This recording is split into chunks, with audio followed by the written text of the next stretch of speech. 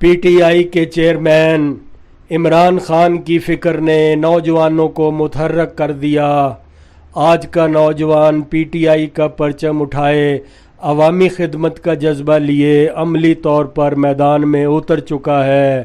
ارشد ہارون بنگش کا شمار ایسے ہی نوجوانوں میں ہوتا ہے جو ملنے والی ذمہ داریوں کو پورا کرنے کے لیے تن من دھن کی بازی لگا دیتے ہیں، قائد کے ہر حکم پر لبیک کہتے ہیں۔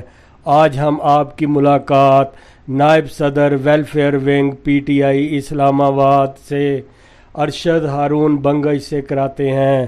انہوں نے کہا، بنگش ہے اور میں NA52 اسلام آباد ویلفیئر ونگ کا نائب صدر ہوں۔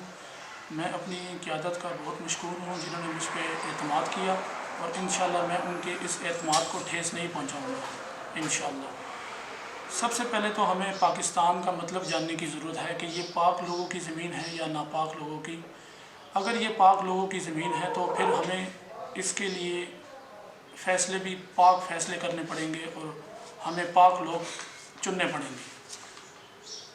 اتنے عرصے سے اس ہمارے ملک میں دو پارٹیاں حکمرانی کر رہی ہیں، جیسا کہ ہم پچھلے 30-35 سال سے دیکھ رہے ہیں۔ عمران خان پر ہمیں اعتماد کرنا پڑے گا اور وہ ہماری آخری امید ہے۔ ہمیں عمران خان صاحب کو کچھ وقت دینا پڑے گا، کیونکہ پچھلے 35 سال سے اس ملک کا آوے کا آوا ہر ادارہ بگڑا ہوا۔ ان اداروں کو ٹھیک کرنے کے لیے خان صاحب کوئی جادو کی چھڑی نہیں لے کر آئیں گے کہ یہ 2 سال میں 4 سال میں یا 5 سال کے دور میں یہ ٹھیک ہو جائے گا۔ جس طرح یہ 73 سال میں بگڑا ہے، اسی طرح اس کو کچھ 5-10 سال 15 سال ہمیں خان صاحب کو دینے پڑیں گے، کیونکہ ہم کسی کے ذہنی غلام نہیں بننا چاہتے ہیں۔ دو پارٹیاں، شریف خاندان اور بھٹو زرداری خاندان، 35 سال سے یہی دو پارٹیاں ہم پہ حکمرانی کر رہی ہیں۔ ہمیں عمران خان صاحب نے ایک ویژن دیا ہے کہ ہم نے کسی کا غلام نہیں بننا، ہم نے ہر بندے کو خود چننا ہے، ہم نے اپنا حکمران خود چننا ہے، اور اس حکمران چننے کے لیے ہمیں ایک باشعور قوم بننا پڑے گا، ہمیں عزت دار غیرت مند قوم بننا پڑے گا، اور اس کے لیے ہمارے پاس آخری امید عمران خان صاحب ہی ہیں۔ کورونا وبا پر عمران خان نے بہترین حکمت عملی اختیار کی ہے، اور پوری دنیا نے اس حکمت عملی پر اس کو داد پیش کی ہے اور اس حکمت عملی کو اختیار کیا ہے۔ عمران خان ہی وہ واحد انسان ہے جس نے قائد اعظم محمد علی جناح اور علامہ اقبال رحمۃ اللہ علیہ کے بعد اس عوام کو شعور دیا ہے۔